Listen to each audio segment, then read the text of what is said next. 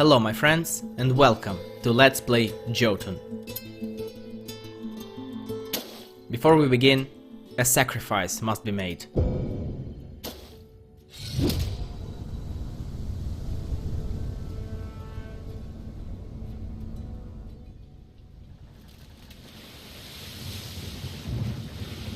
Ég man eftir hljóðinu, þegar viðurinn splundraðist, ýlfrinu í vindinum og öldu skellum í andliti mínu. Húð mín fraus úr kulda, sem var ólíkur öllu sem ég hafði áður upplifað, og skipið okkar sökk. Í vægðarlausu djúpi sjávarins tók hálf gegnsætt net ránar við mér. Ég var dregin dýpra og dýpra í átt að gyðju sjávarins. Dauðinn var kominn til að sækja mig. Baráttuvilji sálar minnar myndi ekki nægja til að slökkva þorsta ránar í bráð sína. Myrkri kom, en þegar ég vaknaði var ég ekki í höll þangs og beina, heldur í kyrrð og þögn.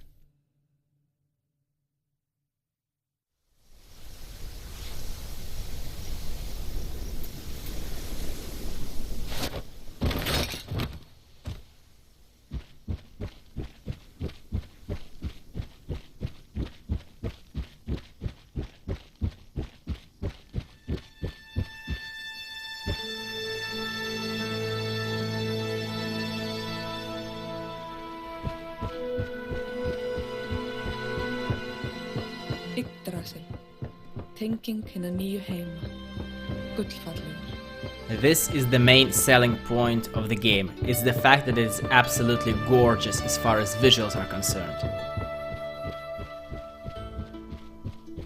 Now, despite what the appearance of the protagonist may suggest, this game is actually not combat based, it's exploration based. But I will go into that a bit later.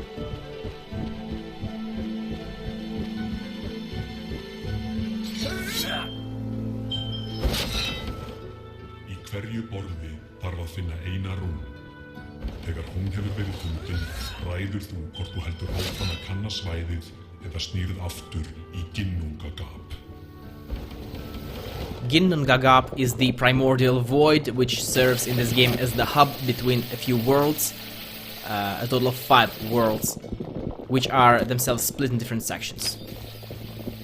And this is the map. And every section has certain environmental hazards, and these gaseous bubbles are the hazards of this section.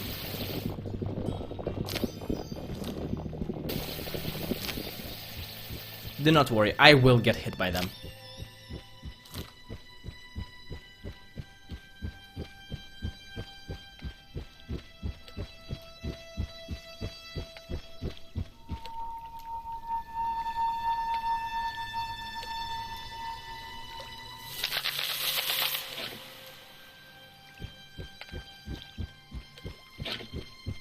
Hinn helgi Mímisbrunnur, þar sem ég fórnaði auga mínu, mun endurnýja bæði líf þitt og krafta.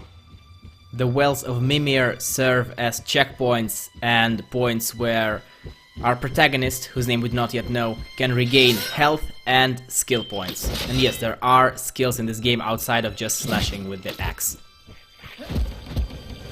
These tentacles are the second kind of environmental hazard that is present in this section.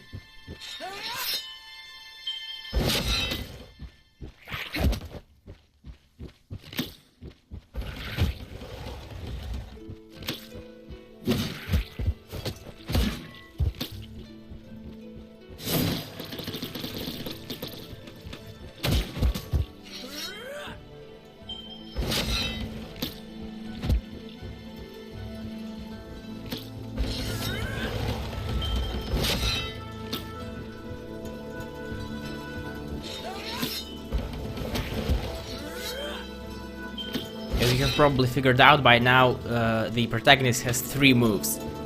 2 kinds of slashes and a dodge.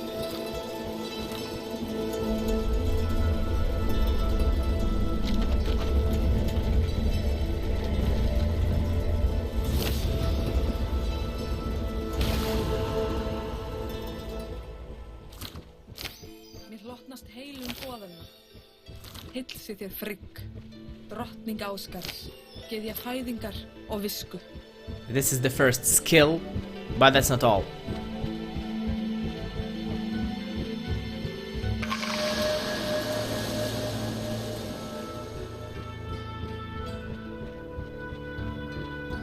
Á ferðum þínum mun Iðunn, verndari gullnu eplana og eilífrar æsku, aðstoða þig. Finndu ávexti hennar til að lengja líf þitt.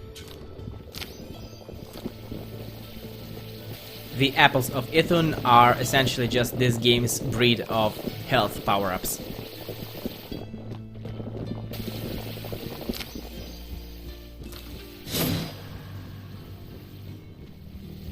Máttur dísan ætti að rjúfa innsigli graflöksins.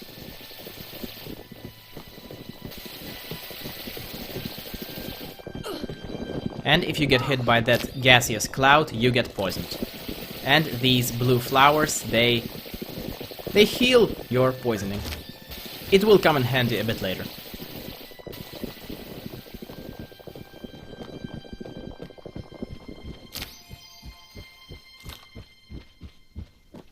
Goðin ein vita hvað dvelur í þessum haug.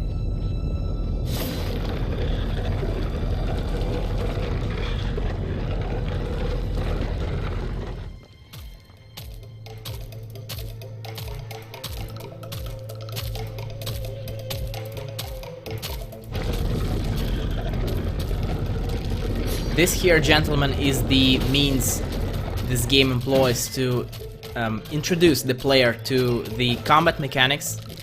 Even though he has a health counter, which is what bosses in this game normally do, he's not... well, he's technically a boss, but not really. He's just there for to ensure that the player is familiar and is comfortable with the combat controls and with the mechanism of patterns. Because all bosses are essentially, they're kind of puzzles. Because they always move, they attack in a certain pattern, and the difficulty increases progressively as the fight goes on. Or rather, as the health gauge of the boss goes down.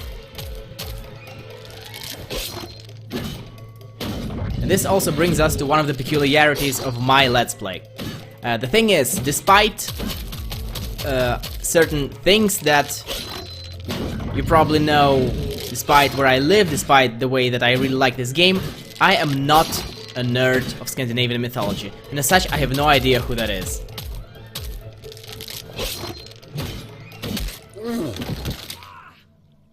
Megi þessi signi dauði veita þér endanlegan frið.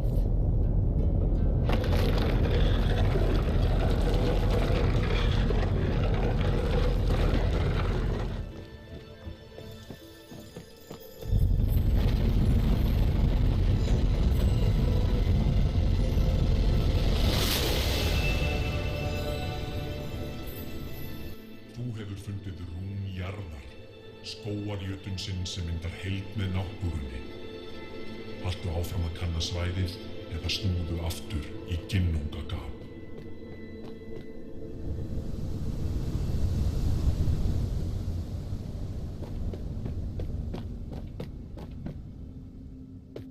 Til að mæta hinum máttugu jötnum þarftu að finna rúnirnar sem eru faldar víðsvegar ríkin. Sigraðu jötnana og sannaðu þig fyrir goðunum. And this is the entire formula of the game. You find runes in smaller areas to gain access to Jotuns or Jotuns, and then you use them to get in there and defeat them.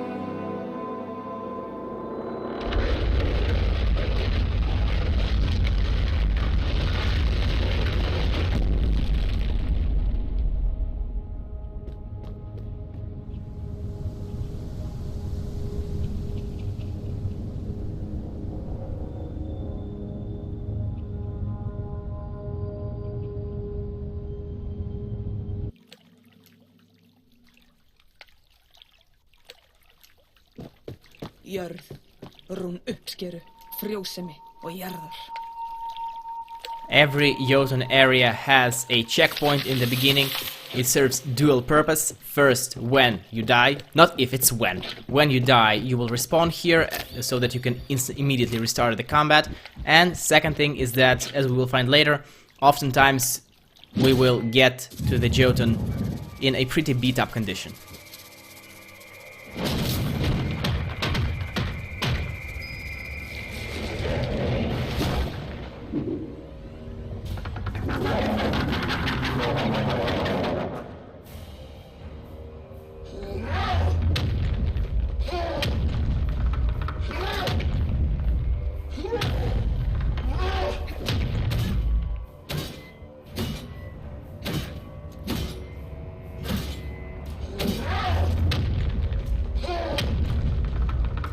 I realize that it doesn't seem so bad so far, but trust me, it is going to get much worse and much more chaotic.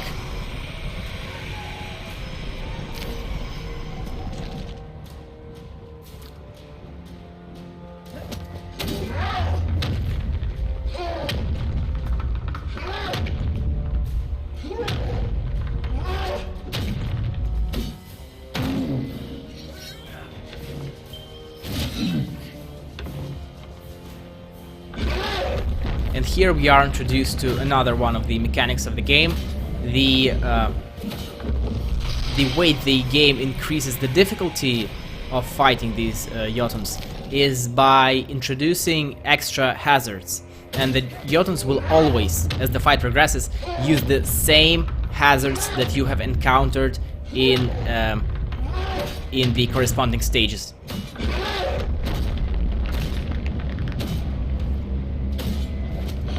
Once the Jotun is at about a third of its health, the fights, all of them, no exception, become absolutely brutal and sometimes borderline unfair. Even though in the beginning it's best to take your time and be safe, in the final stage of the fight it will, on the other hand, to the contrary, be the best bet will be to try and end the fight as quickly as humanly possible. And once we get there in this fight, you will see exactly that.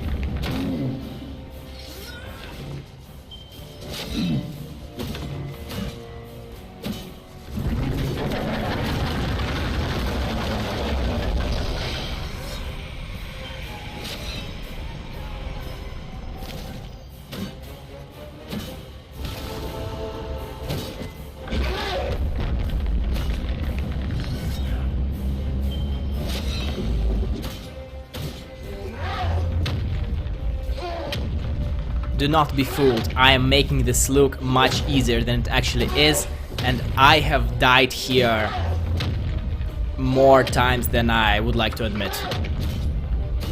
We are talking double-digit numbers. This is the point where it normally becomes brutal. I honestly just get lucky that there aren't any tentacles that are spawned right in front of me, which is what usually happens.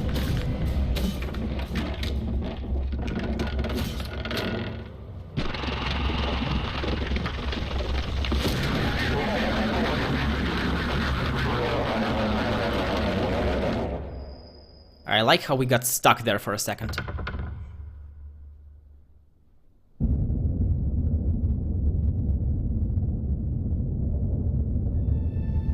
Þú hefur áunnið þér hilli goðanna.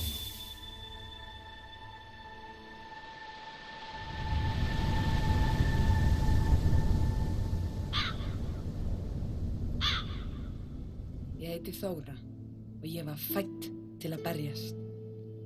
9 stormasömum nóttum eftir fæðingu mín nefndi faðir minn mig eftir þrumuguðinu. Faðir minn var höfðingi þorpsins.